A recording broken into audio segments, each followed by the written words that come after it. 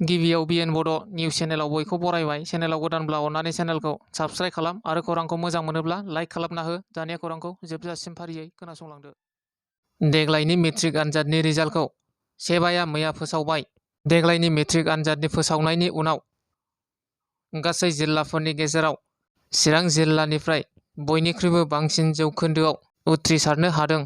चिरां जिल्लानिफ्राय गासै 88.68 जौखोन्दो बिजाथिफ्रा उथ्रिसारनो हादों। दुलाराय आसामनि गेजेरावनो चिरां जिल्लानि मेट्रिक आनजादनि उथ्रिसारनाय जौखोन्दोआ 88.68 जौखोन्दोसिम आवग्रिनो हानायखौ जोबोद गोजोननाय फोरमायदों चिरां जिल्लानि आइएस बिजय बिष्णबआ। मख'नो गोनांदि देग्लायनि मेट्रिक आनजादाव सनितपुर जिल्ला दिखियाजुलिनि शंकरदेव शिशु नाट्यन फरायसालिनिफ्राय हरिदाम ठाकुरिया मुंनि फरायसाया गासै 596 नम्बर लाखिनानै रायजोनि गेजेरावनो सेथि रेंकआव आवग्रिनो हादों। अदालगुरि जिल्लानि सासे बर' फिसाया 2 नम्बर खम जानायनि जाहोनाव टप 10 मासियाव आवग्रिनो हायासै। अदालगुरि जिल्लानि डायमन्ड इंलिश स्कुलनि फरायसाया अदालगुरि जिल्लानि सिङाव थानाय माइदांगुरि गामिनि थागिबि बिफा मन्टु बसुमतारी आरो बिमा इस्तेर बसुमतारीनि सेथि फिसाजो सिनायथि बसुमतारीया 97.12 जौखोन्दो लानानै मेट्रिक आनजादाव उथ्रिसार जानो हादोंब्लाबो बर' आयदायाव 2 नम्बर खम जानायनि जाहोनाव टप 10 मासियाव जायगा मोननो हायासै। मख'नो गोनांदि सिनायथि बसुमतारीया मेट्रिक आनजादाव गासै 583 नम्बर मोननो हादोंमोन, नाथाय टप 10 मासियाव आवग्रिनो थाखाय 585 नम्बर नांगौ। दुलाराय बर' फरायसा आफादनि आफादगिरि दिपेन बर'आ देहायारि जेंना सोमजिनाय आरो लोमजानायनि थाखाय गुवाहाटीआव थानाय गभ आयुर्वेदिक कलेज एन्ड हस्पिटालाव थांनाय 21 मे खालारनिफ्रायनो देहानि फाहामथाय लागासिनो दङ होननानै मिथिनो मोननाय जादों। देग्लायनि मेट्रिक आनजादाव बड' एमआइएलआव 100आव 100 नम्बर लानानै उथ्रिसारदों। चिरां जिल्लानि सिङाव थानाय रानिपुर गुरुदेब ब्रह्म बर्डिं फरायसालिनिफ्राय बिरदाव मोसाहारिया गासै 425 नम्बर 70.8 जौखोन्दो लानानै मेट्रिक आनजादखौ उथ्रिसारदों।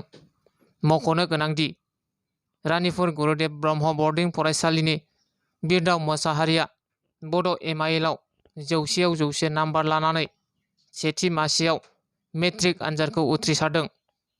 देग्लायनि मेट्रिक आनजादाव बड' एमआइएलआव 100आव 100 नम्बर लानानै उथ्रिसारदों।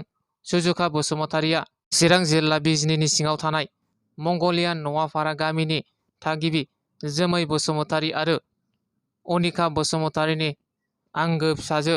सुजुखा बसुमतारीया मंगलियान थुलुंगा एकाडेमि फरायसालिनिफ्राय सुजुखा बसुमतारीया बड' एमआइएल आयदायाव 100आव 100 नम्बर लानानै सेथि मासियाव उथ्रिसार जादों।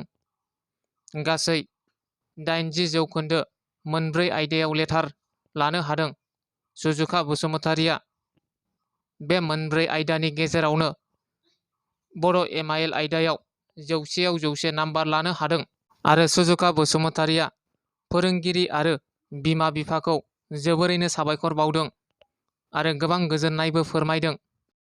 गोबां दुखु दाहानि गेजेरजोंब्लाबो अदालगुरि जिल्लायाव आसाम पुलिसजों फेक इनकाउन्टार जानाय बाक्सा जिल्लानि डिम्बेश्वर मोसाहारिनि फिसाज्लाया देग्लायनि मेट्रिक आनजादाव नैथि मासियाव उथ्रिसार जानो हादों।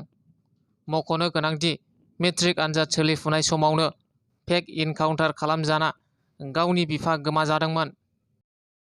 आसामनि केबिनेट मन्थ्रिनि फिसाजोआ बर' बिजोंजों फरायनानै मेट्रिक आनजादाव सेथि मासियाव उथ्रिसार जादों।